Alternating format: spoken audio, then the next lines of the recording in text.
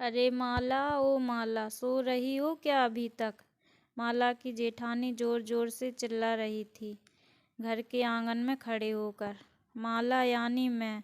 तभी मैं भागती हुई अपने कमरे से निकली और बोली, दीदी आ गई मैं।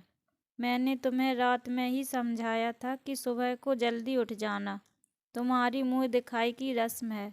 मैंने बोला कि दीदी रात को तो नींद नहीं आई, जगह नई है और मन में थोड़ा डर था, इसलिए सुबह आँख नहीं खुली। तो रजनी दीदी हंसती हुई बोली, मेरी प्यारी देवरानी जल्दी से घूंघट कर लो, अगर माँ जी आ गई तो हंगामा हो जाएगा। मैंने घूंघट किया।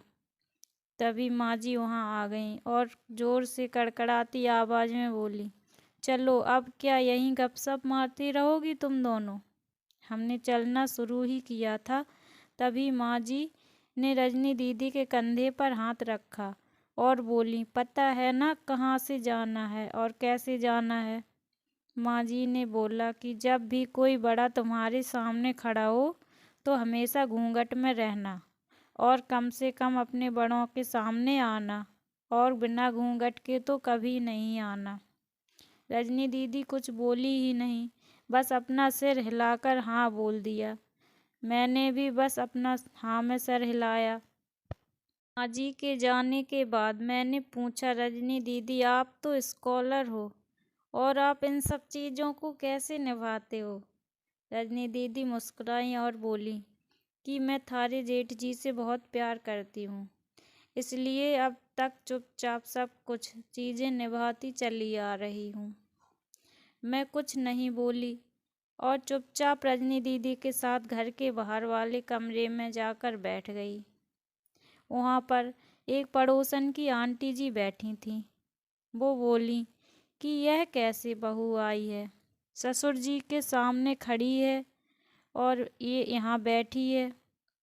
मुझे कुछ समझ ही नहीं आया। मतलब रजनी दीदी बोली कि आंटी जी अभी नई बहू है, यहाँ के रीत रिवाज सीखने में इसे थोड़ा समय लगेगा, थोड़े समय बाद सब सीख जाएगी। रजनी दीदी मुझे वहाँ से उठाकर मेरे कमरे में छोड़ी। 6 महीने यूं ही छोटी छोटी चीज़ों में बीत गए। फिर एक दिन मैं राहुल के साथ साड़ी लेने गई। राहुल का फ़ोन आया और वो दुकान से बाहर बात करने चला गया। साड़ी की दुकान पर मैं बेधड़क होकर साड़ियाँ देख रही थी। तभी साथ में बैठे हुए अंकल जी खांसे। एक बार, फिर 2 बार, फिर 3 बार। मैंने साड़ी वाले भैया से बोला कि भैया इन अंकल जी को पानी दे दो, बहुत खांसी हो रही है इन्हें। अंकल जी भड़क उठे और बोले, क्या बदतमीज लड़की है ये, कुछ शर्म लिहाज है या नहीं इसे? दुकान पर हंगामा देख राहुल बाहर से फ़ोन काटकर भागकर अंदर आया और अंदर आते ही अंकल जी के पैर छूकर बोले, मामा जी आप यहाँ? मैं घबरा के दुकान से बाहर निकल आई, एक लंबा घूंघट करके गाड़ी में बैठ गई।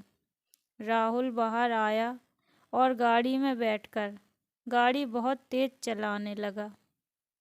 मैंने धीमी आवाज़ में बोला, गाड़ी बहुत तेज चला रहे हो, कहीं एक्सीडेंट ना हो जाए। हम घर पहुँचे ही थे, तभी माँ जी ज़ोर ज़ोर से चिल्लाते हुए बाहर आईं, देखो आ गई ये रानी साहिबा, खानदान की इज्जत मिट्टी में मिलाकर। तभी रजनी दीदी आईं और बोली, माँ जी मेरी शादी को 6 साल हो गए हैं, मैं अभी तक मामा जी को नहीं जानती, तो ये इतने जल्दी कैसे जानेगी?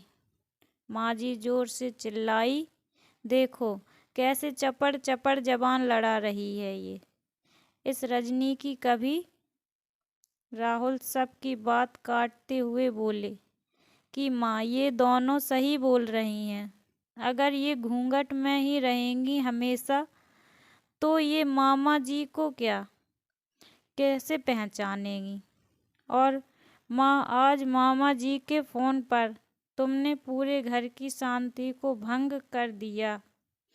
ये वो ही समाज है जिसने सीता मैया पर भी उंगली उठाई थी। पिताजी और जेठ जी ने भी अपना पक्ष राहुल के साथ ही रखा। माँ जी थोड़ी देर सोचने के बाद वापस रजनी दीदी और मेरे पास आईं और बोली कि तुम दोनों को अपनी मर्यादा पता है। मुझे उम्मीद है कि तुम कभी भी मेरा सिर शर्म से नीचे नहीं झुकने दोगी। हम एक ही परिवार के सदस्य हैं। हमें हमेशा साथ रहना है। अच्छा वक्त हो या बुरा, हर सदस्य को अपनी मर्यादा पता है। माँ जी ने मुझे और रजनी दीदी को गले लगा लिया। दोस्तों, आपको ये घूंघट की कहानी कैसी लगी? अगर आपको कहानी अच्छी लगी हो तो कहानी को लाइक कीजिए, अपने दोस्तों के साथ शेयर कीजिए और कहानी पे आपकी क्या राय है कमेंट करके हमें ज़रूर बताइए। और अगर आप लोग चैनल पर नए हों तो चैनल को सब्सक्राइब कर लीजिए, बेल आइकन को प्रेस करिए। Thank for watching.